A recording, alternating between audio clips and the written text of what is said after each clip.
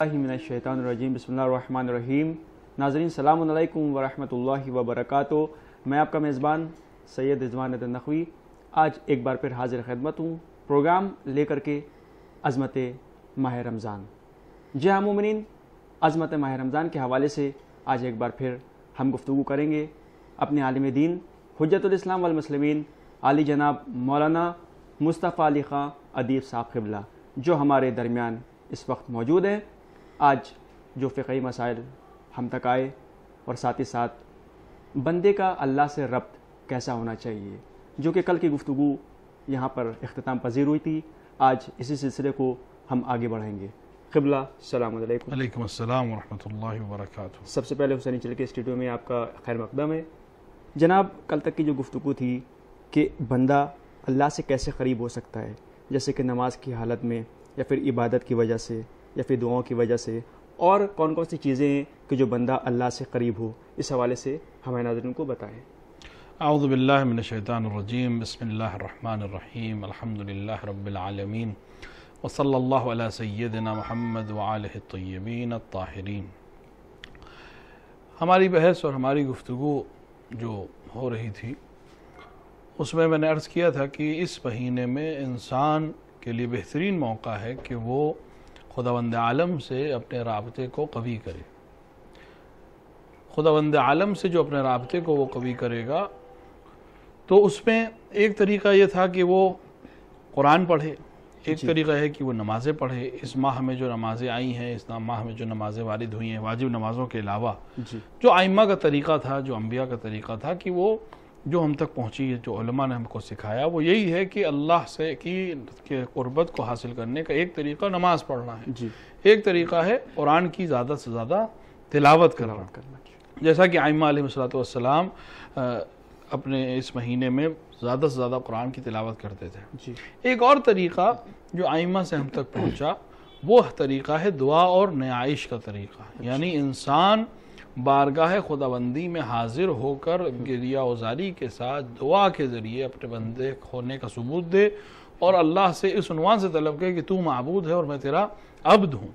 लेकिन दुआ का फ़लसफ़ा ही यही है कि जब कोई इंसान दुआ करता है, जब अल्लाह से दुआ करता है तो एक एतराफ़ भी है इसमें। एतराफ़ क्या है? यानी खा ना खा एक एतराफ़ है दुआ कि हम कुछ नहीं हैं, जो कुछ है वो तेरी ज़ात है। जब इंसान किसी के सामने जाकर कुछ मांगता है तो ये मांगना इस बात की दलील है कि ये अपने आप को वो हकीर समझ रहा है और सामने वाले को गनी समझ रहा है, तभी इससे मांग रहा है। बेशक बेशक। तो बेहतरीन वो ज़ात जिससे मांगा जाए, जिसके सामने गिरिया उजारी किया जाए, जिसके सामने हाथ दस्ते न्याज फैलाए जाए, वो बाज़ात अक़दस बारी ताला है कि इंसान उस अल्लाह के सामने जाए और अपने बंदे होने के इकरार करे, उसके माबूद होने का इकरार करे और फिर उससे तलब करे।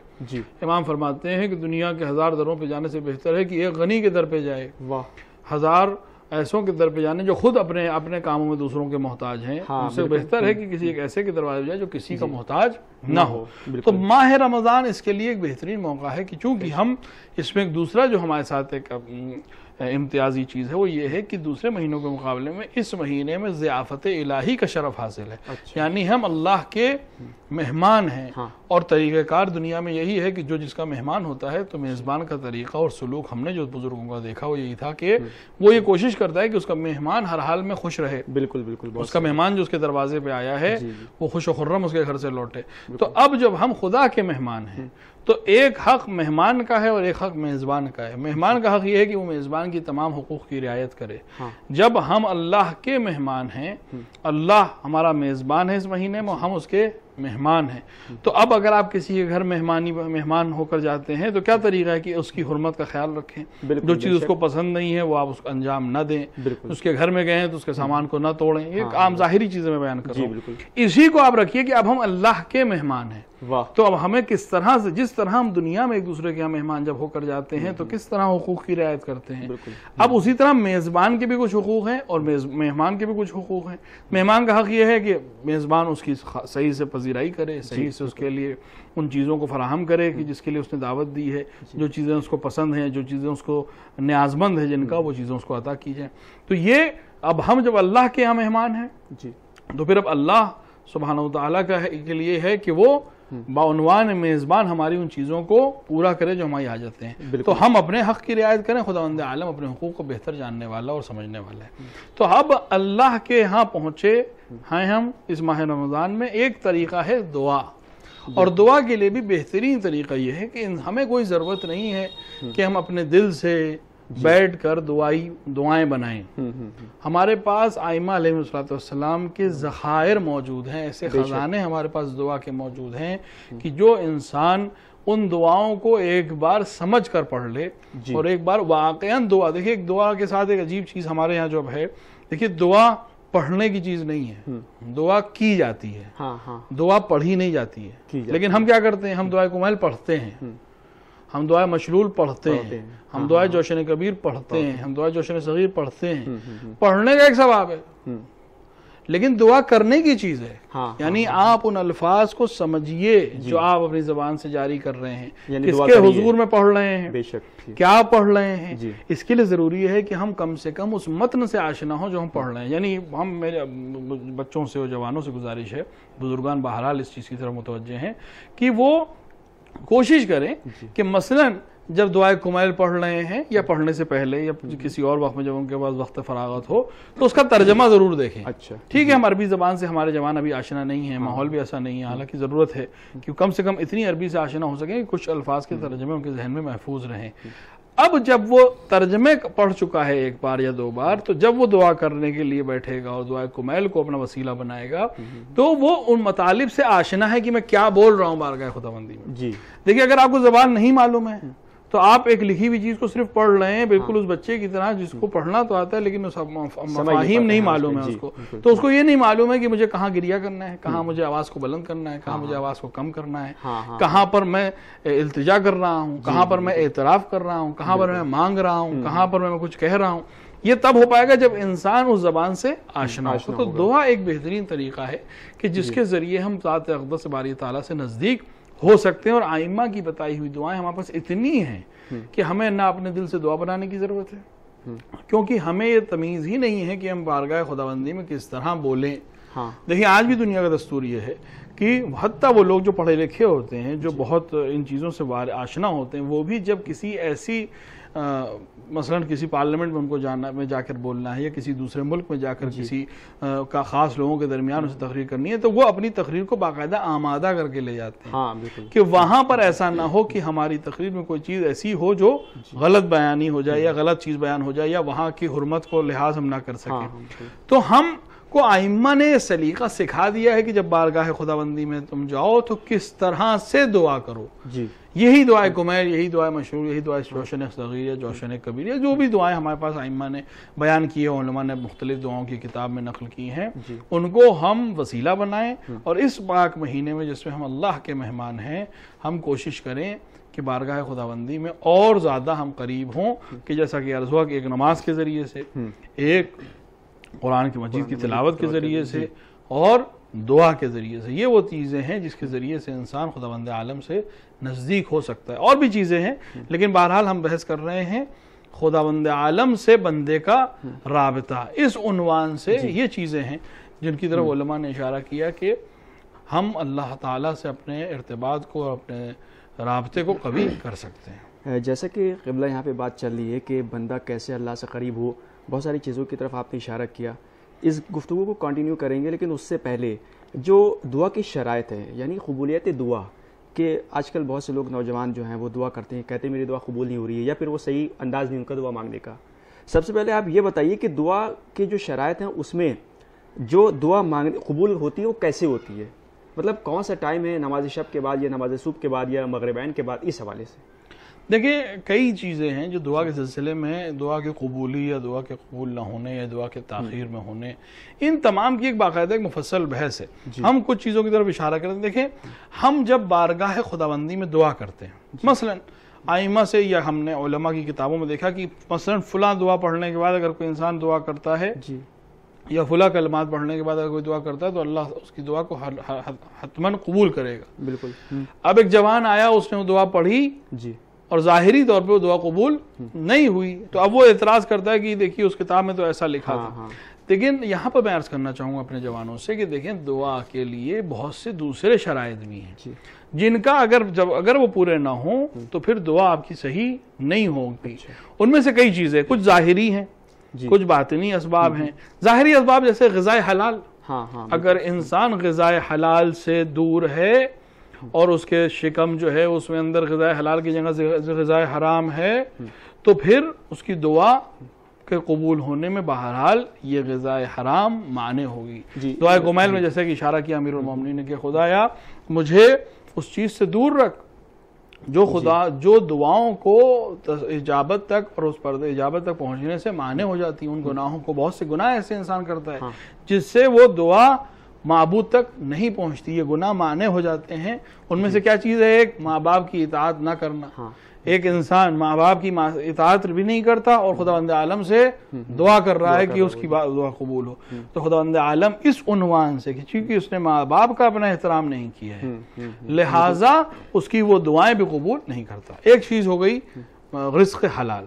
دوسری چیز یہ ہے کہ انسان جس چیز کی دعا کر رہا ہے وہ چیز حلال خدا ہو. حلال خدا ہو. بالکل. آپ حرام خدا کی دعا کریں خداوند عالم سے تو خدا جس چیز کو پسند نہیں کرتا، جس کو اس نے بندوں سے منع کیا ہے، وہ خود وہ کسی اور کے لیے کیوں پسند کرے گا، کسی کو کیوں دے دے گا. بالکل. اچھا اب ایک چیز اور میں اشارہ کرتا چلو یہاں پر جوانوں کے لیے. دیکھیں ایسا نہیں ہے کہ ہم مثلا 100 بار یا 200 بار یا 300 بار اسماء الہی کا ورد کر کے یا کوئی دعا پڑھ کر خداوند عالم کو اعوذ باللہ اجیر بنا لیں کہ وہ ہمارا یہ کام حتمن کرے. ایسا کچھ نہیں ہے. خداوند عالم قادر مطلق ہے، وہ مجبور نہیں ہو سکتا. ہم مجبور محض ہیں، وہ مجبور نہیں ہو سکتا. یعنی ہم یہ نہیں کہہ سکتے کہ ہم نے خداوند عالم کو اتنی بار پکارا ہے کہ وہ مجبور ہے مثلا یہ کام کرنے کے لیے. ایسا ہرگز نہیں کہ مثلا آپ نے 100 بار پڑھ لیا تو آپ کو خداوند عالم یہ دعا کرے گا ہی کرے گا. تو ایسا نہیں ہے. مصلحت پروردگار ہوگی تو یہ چیز پوری ہو جائے گی. اچھا اب اور بھی بہت سی چیزیں ہیں جو معنی دعا ہیں، لیکن ہم ان سے آگے بڑھتے ہوئے انسان جو دعا کے وقت میں بہت زیادہ جیسے کہ آپ نے اشارہ کیا کہ نماز شب کے بعد یا صبح طلوع فجر کے وقت، یہ وہ دعائیں ایک وقت ہے جس پہ خداوند عالم دعاؤں کو مستجاب فرماتا ہے. یا نمازوں کے بعد انسان دعا پڑھے. اب انسان خود تارک الصلاۃ ہو، نمازیں نہ پڑھتا ہو اور وہ چاہ رہا ہے کہ ہم دعا پڑھ کر خداوند عالم سے اپنی دعاؤں کو اپنی حاجتوں کو مانگ لیں، تو آپ خود دیکھیں کہ جو اللہ نے حکم دیا ہے ہم اس کی پابند نہ بنیں اور ہم چاہیں کہ وہ ہماری باتوں کو مان لے. یہ کیسے ہو سکتا ہے؟ جب آپ کسی شخص کے پاس جاتے ہیں، اس دنیا کی مثال دوں، اور اس سے ایک چیز چاہتے ہیں تو کوشش یہ کرتے ہیں کوئی ایسا کام نہ ہونے پائے جس سے وہ ناپسند کرتا ہو. جب آپ جائیں گے آپ کا لباس ایسا ہو کہ اس کو پسند آئے، آپ کے بدن سے خوشبو ایسی آ رہی ہو کہ ہر چیز اچھی رہے. اگر آپ کو کسی نے بتایا کہ فلاں صاحب جن کے پاس آپ جا رہے ہیں ان کو یہ چیز پسند نہیں ہے یا مثلا فلاں رنگ ان کو پسند نہیں ہے تو ہم کوشش کرتے ہیں کہ اس رنگ کا لباس نہ ہو، اس رنگ کی چیزیں نہ ہوں ہمارے ہاتھ میں، یا مثلا مٹھائی اس کے لیے لے کے جائیں گے. جو بھی طریقے ہیں دنیاوی، تو ہم دنیا میں تو ان چیزوں کی رعایت کرتے ہیں. اور جب قادر مطلق کے درگاہ میں جاتے ہیں یا اس سے مانگنے جاتے ہیں تو ہم خود اپنے دامن میں جھانک کر نہیں دیکھ رہے ہیں کہ ہم نے خداوند عالم کے کون سے فرامین پر عمل کیا اور کون سے فرامین پر عمل نہیں کیا. ہم خود اس کے سامنے چلے گئے ہیں دعا مانگنے کے لیے. تو ایک تو یہ ہے. دوسری اس کے علاوہ بات یہ ہے کہ بہت ممکن ہوتا ہے کہ ہم تمام بحثوں کو چھوڑ کے نتیجے کی طرف جائیں. لیکن کبھی کبھی ایسا ہوتا ہے کہ انسان، جو علماء نے ہم تک پہنچائی بات اور روایات میں بھی جس کی طرف اشارہ ہوا ہے، کہ انسان جب دعا کرتا ہے تمام شرائط کے ساتھ، یعنی کیونکہ اب یہ ممکن ہے کوئی ایک جوان ہم سے سوال کرے کہ دیکھیں میں نمازی بھی ہوں، میں پرہیز بھی ہوں، میں حلال بھی، رزق حلال کی بھی رعایت کرتا ہوں، سب کرتا ہوں، اس کے بعد بھی میری دعا قبول نہیں ہوتی ظاہری طور پر. تو ایسے ایک انسان کے لیے جو علماء نے بیان کیا کہ دیکھیں 3 چیزوں سے خالی نہیں ہے. یا تو خداوند عالم اس کی دعا کو بے عین ہی قبول کر لے گا. مثال دوں، مثلا اس نے خداوند عالم بعنوان مثال اس نے 10,000 روپے اپنی مدد کے لیے مانگے خداوند عالم سے. کوئی وسیلہ فراہم کر کے خداوند عالم نے اس کو 10,000 روپے دے دیے. بالکل جو چیز اس نے مانگی تھی وہی چیز اس کو دے دی گئی. یہ بالکل ظاہری چیز ہے جس کو سر ایک سمجھ میں آتا ہے. کبھی کبھی کیا ہوتا ہے کہ خداوند عالم اس کی دعا کو قبول کرتا ہے لیکن اس کی شکل مختلف ہوتی ہے جس کا احساس کبھی کبھی بندے کو نہیں ہو پاتا. جو روایات میں اور علماء نے بیان کیا کہ ممکن ہے ایک انسان، یہی مثال میں پھر سے دوں کہ مثلا 10,000 روپے اس نے خداوند عالم سے کسی کام کے لیے مانگے. مثال دے رہا ہوں میں 10,000 روپے کی، ایک دنیاوی مثال کے انسان کے سمجھنے کے لیے آسان ہو. 10,000 روپے اس نے مانگے اور ظاہری طور پہ اس کو 10,000 روپے ملے بھی نہیں. لیکن علماء کہتے ہیں کبھی کبھی ایسا ہے کہ قضاء الہی یا قدر الہی یہ تھی کہ اس انسان کو اپنی تجارت میں 10,000 روپے کا نقصان ہونا تھا.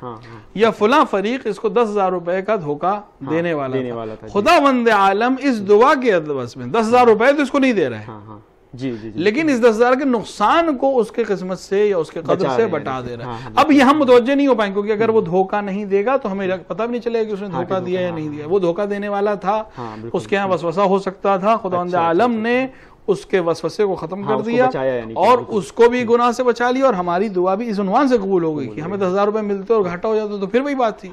تو اس طرح سے قبول ہو گئی کہ 10,000 روپے ہمارے ہاتھ میں نہیں آئے, لیکن کل جو ہمیں 10,000 روپے کا نقصان ہونے والا تھا وہ ختم ہو گیا. تو دوسرا طریقہ یہ ہے. تیسرا جو سب سے اہم ہے وہ یہ ہے کہ دنیا میں نہ ظاہری طور پر مال دے, مثلا مال کی اگر دعا ہو رہی ہے, نہ جو ضرر ہونے والا تھا اس کا جبران کرے, بلکہ قیامت میں اس کو جبران کرے. جیسے کہ روایت میں آیا ہے کہ ایک بندے کو جب خداوند عالم قیامت میں جائے گا, ایک بندہ مومن, اور خداوند عالم اس کو اس کی نیکیوں کا بدلہ دے رہا ہوگا, تو جب فرشتے اس کو دے رہے ہوں گے بدلہ تو اس کو ایک بار میں تعجب ہوگا کہ بھئی یہ نماز کے بدلے میں, یہ روزے کے بدلے میں, یہ چیزیں جو مجھے مل رہی ہیں میں خود جانتا ہوں کہ میں اس کا مستحق نہیں ہوں, میں نے اتنے اچھا عمل نہیں کیا, یہ الگ سے اضافی مجھے کیوں مل رہا ہے.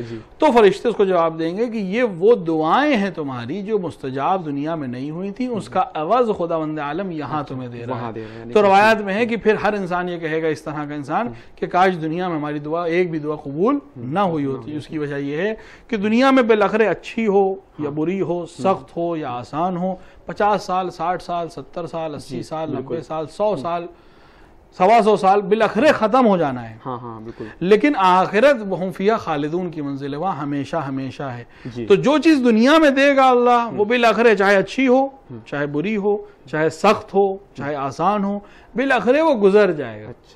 لیکن قیامت میں جو چیز ملنے والی ہے اور جزا کے طور پہ جس میں جو پاداش ملنے والی ہے وہ بالآخر ہمیشہ ہمیشہ رہنے والی. اس لیے بندہ وہاں پہ کہے گا کہ کاش میری کوئی دعا قبول نہ ہوئی ہوتی, کیونکہ جو دعائیں قبول ہوئی وہ دنیا میں ختم ہو گئی. مال مانگا وہ دوسروں کے لیے چھوڑ آیا, اولاد مانگی وہ اپنے کاموں میں مشغول ہیں, زمین مانگی وہ دوسروں کی میراث بن گئی, میرے پاس کچھ نہیں بچا. تو اب یہاں انسان ختم ہو گیا, بارگاہ خداوندی میں پہنچ گیا ہے. لیکن جو قیامت کے دن وہ دعائیں جو قبول نہیں ہوئی تھی اس کی جو پاداش ملے گی وہ پھر ہمیشہ ہمیشہ رہنے والی ہے. تو لہٰذا یہ وہ طریقے ہیں جس کی وجہ سے, تو اگر ہمارے جوان اگر کبھی کوئی دعا کریں وہ ظاہری طور پہ قبول نہ ہو تو اس کو مصلحت پروردگار سمجھیں کہ ممکن ہے کہ خداوند عالم نے اس کے عوض میں ایک جو نقصان ہونے والا تھا اس سے مجھے بچا لیا, یا مثلا مجھے قیامت میں اس کی جزا دے گا. کبھی کبھی ایک چیز اور بھی ہوتی ہے, وہ یہ کہ ہم سمجھ رہے ہیں کہ یہ چیز میرے لیے اچھی ہے, بالکل اس بچے کی طرح جو ہر چیز کو جو اس کے سامنے آتی ہے, ہر کھلونا جو اس کے سامنے آتا ہے, ہر چیز جو اس کے سامنے آتی ہے اس کو چاہتا ہے کہ وہ حاصل کر لے. لیکن ایک سمجھدار والدین جانتے ہیں کہ یہ کھلونا یا یہ چیز اس کے لیے نقصان دہ ہے, تو وہ اس کو اس چیز سے منع کرتے ہیں. یہ منع کرنا ظلم نہیں ہے, یہ منع کرنا ممتا ہے, یہ محبت کا تقاضا ہے. ایک بچہ اگر شمع کی طرف اپنا ہاتھ بڑھا رہا ہے, اس کو شعلہ پسند آ رہا ہے, تو کوئی بھی ماں باپ مجھے نہیں لگتا کہ اس کو یاد دیں گے کہ اس شعلے کو ہاتھ چھو لے, وہ اس سے دور کریں گے. یہ ظلم نہیں ہے کہ وہ ایک بچہ ایک چیز کی ضد کر رہا تھا آپ نہیں دے رہے, نہیں, اس کو ہر ایک کہے گا کہ یہی عقل مندی کا تقاضا ہے. تو ہمیں لگ رہا ہے کہ مثلا فلاں مال کا مل جانا یا فلاں نوکری کا مل جانا یا فلاں جگہ کا سفر پہ چلا جانا ہمارے لیے اچھا ہے, ہمیں لگ رہا ہے. لیکن خداوند عالم جو مربی ہے, جو ہر چیز کا جاننے والا ہے, جو پروردگار ہے, وہ اپنے بندے کو بچانا چاہتا ہے اس مخمصے سے جو بندے کو نظر نہیں آ رہا, لیکن خداوند عالم کو معلوم ہے, یہ اس کی محبت ہے کہ وہ اس بندے کو اس میں جانے نہیں دے رہا. تو کبھی کبھی ایسا, لہٰذا تمام دعا بالکل کریں. دعا کرنا اپنی عاجزی کا اعتراف ہے, اس کے معبود ہونے کا اعتراف ہے, بالکل کریں. لیکن اگر کبھی ایسا ہوتا ہے کہ ظاہری طور پہ دعا قبول نہیں ہو تو اس کو مصلحت پروردگار سمجھیں, یا یوں سمجھیں کہ خداوند عالم کسی اور طریقے سے اس کو ہمیں عطا کرے گا. نہیں تو آخرت میں ہم سب دیکھیں گے کہ کس طرح ہماری دعاؤں کا جواب ہمیں ملتا ہے. جی آئیے ہم اب بات کرتے ہیں یہاں پہ رمضان المبارک کی, کہ ماہ مبارک رمضان کے جو تمام مہینوں سے افضل ہے, اس کی راتیں تمام راتوں سے افضل, اس کے دن اور اس کے اوقات جو ہیں وہ بہت زیادہ افضل ہے دوسرے اوقات سے. سونا بھی عبادت ہے, تسبیح بھی جو ہے وہ سانس لینا بھی تسبیح کا ثواب ہے. قبلہ یہ بتائیے کہ رمضان المبارک دوسرے مہینوں سے افضل کیوں ہے؟ اس حوالے سے بھی ہمارے ناظرین کو بتانا بہت ضروری ہے. میں نے شاید پہلے دن کے جلسے میں بھی عرض کیا تھا کہ کئی وجہ ہیں جس کی وجہ سے ماہ مبارک رمضان کو دوسرے مہینوں پہ فضیلت دی گئی ہے. جی. ان میں سے ایک چیز یہی ہے کہ کتب علیکم الصیام جو روزے فرض کیے گئے وہ اس مہینے میں فرض کیے گئے. باقی مہینوں میں روزے فرض نہیں ہیں, مستحب ہیں. بہت سے مہینوں میں روزے مستحب ہیں. شعبان کا پورے مہینہ روزہ مستحب ہے, رجب اسی طرح مستحب ہے, ذی الحجہ کے پہلے 9 دن مستحب ہے. ہر مہینے میں کچھ نہ کچھ ایام ایسے ہیں جس میں روزے مستحب ہیں. لیکن فرض روزے جو دوسری امتوں پہ فرض تھے وہ امت رسول اکرم صلی اللہ علیہ وسلم پر رمضان میں فرض کیے گئے. تو ایک تو یہ اس کو فضیلت ہے دوسرے مہینوں سے. دوسرا یہ اس کو فضیلت اس عنوان سے حاصل ہے کہ اس کے اندر تمام صحائف جو خداوند عالم نے مختلف انبیاء کے اوپر نازل کیے وہ سب کے سب ماہ مبارک رمضان میں نازل ہوئے. یعنی خود قرآن مجید, توریت, زبور, انجیل مختلف زمانے میں جب بھی یہ نازل ہوئی ہیں یہ سب ماہ رمضان میں نازل ہوئیں, اور اس عنوان سے کہ کتاب ہدایت کے نازل ہونے کا مہینہ یہی رمضان کا مہینہ ہے.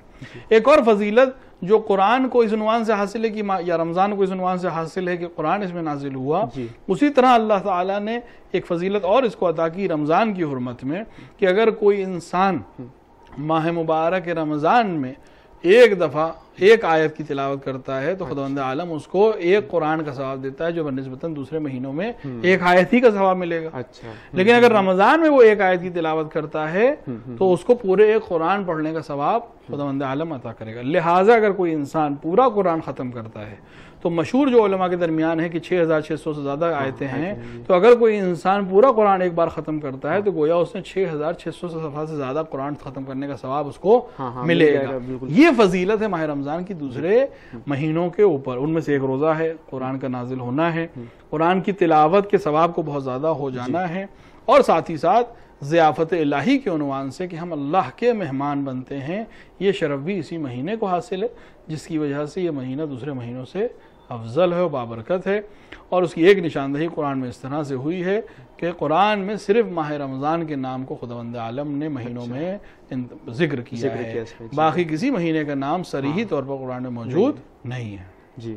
اب یہاں پہ بات روزے کی ہو رہی تھی, تو یہاں پر اس کے اپوزٹ اگر ہم چلے جائیں تو وہ لوگ جو روزے نہیں رکھتے ہیں, یعنی کہ جو رمضان ہے اس کا احترام بھی نہیں کر رہے ہیں اور روزے بھی نہیں رکھ رہے ہیں, باہر کھا بھی رہے ہیں سب کے سامنے, تو ان لوگوں کو کیا اس کا جو سزا ملے گی؟ ظاہر سی بات ہے سزا ملے گی, کیونکہ واجب اگر روزے جان بوجھ کے کوئی چھوڑ رہا ہے تو یہ غلط ہے. تو اس بارے سے بھی ہمارے ناظرین کو آپ بتائیے کہ جو جان بوجھ کے روزہ نہیں رکھتے ہیں تو ان کو آخر کیا کرنا پڑے گا اس حوالے سے؟ دیکھیں, واجبات خدا کو ادا کرنا ہر مرد مومن اور ہر مسلمان کا فریضہ ہے. جی. بعض علماء کے نزدیک جو لوگ مسلمان نہیں ہیں ان کے اوپر بھی عبادات واجب ہوتی, لیکن یہ فقہی اور اصولی ایک لمبی بحث ہے, یہاں پر اس کا موقع نہیں ہے. بہرحال ہم مرد مومن اور مسلمان کی بات کریں تو واجب عبادات کا انجام دینا یہ ہر حال میں اس پر واجب, اور اس کو ہر حال میں اس کو انجام دینا ہے. ایسا نہیں ہے کہ مثلاً وہ روزے نہ رکھے یا نماز نہ پڑھے اور یہ کہے کہ مثلا کس چیز کے عوض میں کروں اور اس کے بدلے میں عوض مانگے. ایسا نہیں ہے. دیکھیے, واجب وہ چیز ہے جو فرض کی گئی ہے. یہ سانس جو ہم کو اللہ نے دی ہے, یہ رزق جو ہمیں اللہ دے رہا ہے, یہ حیات جو اللہ نے ہمیں دی ہے, اس کے بدلے میں اس نے ہم سے صرف عبادت مانگی ہے. بالکل. لہٰذا ہم یہ سوچیں کہ ہم نے 17 رکعت نماز دن بھر میں پڑھ لی, لہٰذا اب اللہ ہمیں کچھ عطا کرے. اگر وہ عطا کر دے تو یہ اس کا جود و بخشش ہے, ورنہ دراصل اس نے ہم کو جو کچھ دیا اس کے بدلے میں اس نے صرف 17 رکعت دن بھر میں نماز مانگی, وہ بھی شکرانے کے طور پر, وہ بھی اگر آپ کو فرض کیا ہے. اس کے علاوہ اگر تم کچھ کرتے ہو تو شاید آپ بارگاہ خداوندی میں عرض کر سکتے ہو کہ مثلا میں نے کچھ اضافی کیا. 17 رکعت تو فرض ہے آپ. اسی طرح رمضان کے 30 روزے فرض کیے ہیں خداوند عالم نے. اب کوئی انسان علیہ باللہ ترک کرتا ہے اس روزے کو تو ائمہ نے اور قرآن کے اندر اور دیگر مقامات کے اوپر اس کے اوپر بہت شدت سے حساب ہوا ہے. اور ساتھ ہی ساتھ رمضان کی حرمت کو دیکھتے ہوئے ائمہ نے اور رسول اکرم صلی اللہ علیہ وسلم نے اپنے زمانے میں اس کی برخورد اور اس سے شدت سے اس سے مقابلہ کیا. یعنی مثلا میں آپ کی خدمت میں عرض کروں کہ امیر المومنین علیہ السلام نے اپنے دور حکومت میں ایک شخص نے شراب خواری کی ماہ مبارک رمضان میں.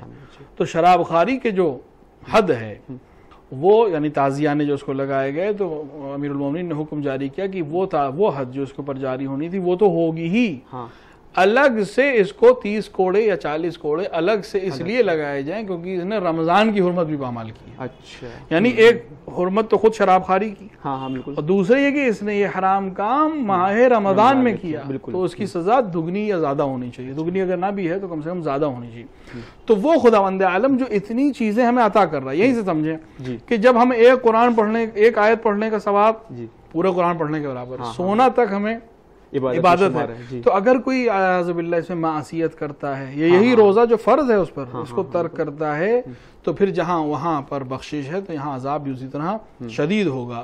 وہ رمضان کے لیے جو روایات آئی ہیں کہ روزہ جو ہے وہ جہنم کی آگ کی ڈھال ہے. اچھا.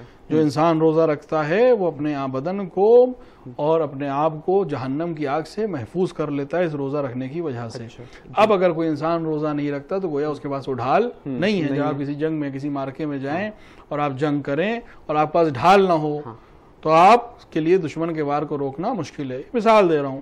اب اگر انسان ماہ رمضان میں جو اس کے لیے جنت میں جانے کا سبب بن سکتا ہے اور جہنم سے سپر بن سکتا ہے, تو ہم اس سپر کو خود بخود روزہ نہ رکھ کر ضائع کر رہے ہیں. اسی طرح رمضان کی حرمت کو ہم پامال کر رہے ہیں. اب اگر یہاں پر ایک چیز عرض کرتا چلوں, بہت سے لوگ ممکن ہے کسی وجہ سے ہی روزہ نہ رکھ رہے ہوں, یعنی مثلا مریض ہیں یا مثلا سفر پر ہیں, جن لوگوں پر سے خداوند عالم نے حکم کو اٹھا لیا ہے. تو ان سے بھی میں عرض کروں گا کہ دیکھیں, ایک ہے روزہ رکھنا آپ پر فرض ہے, اور دوسرا ہے امساک کرنا, یعنی اپنے آپ کو روکنا ان چیزوں سے.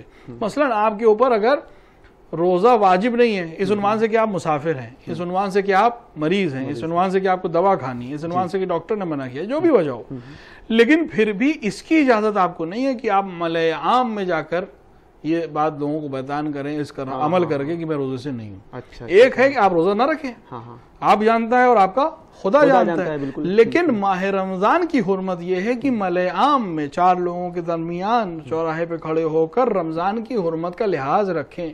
یعنی کہ آپ کا مطلب یہ کہ حرمت کو پامال نہ کریں, پامال نہ کریں. آپ کو روزہ نہیں رکھنا ہے, خداوند عالم نے بھی آپ کو مستثنا کیا. ان لوگوں کی بات نہیں کر رہا ہوں جن کے اوپر روزہ واجب وہ نہیں رکھ رہے ہیں, وہ تو گناہ کر ہی رہے ہیں. میں جس کے اوپر ایک شخص جس کو ڈاکٹر نے روزہ رکھنے سے منع کیا ہے, اس کو بھی چاہیے کہ احترام ماہ رمضان اس طرح سے کرے کہ اپنے گھر کی 4 دیواری میں لوگوں کی نظروں سے دور ہو کر غذا بھی کھائے اور دوا بھی کھائے.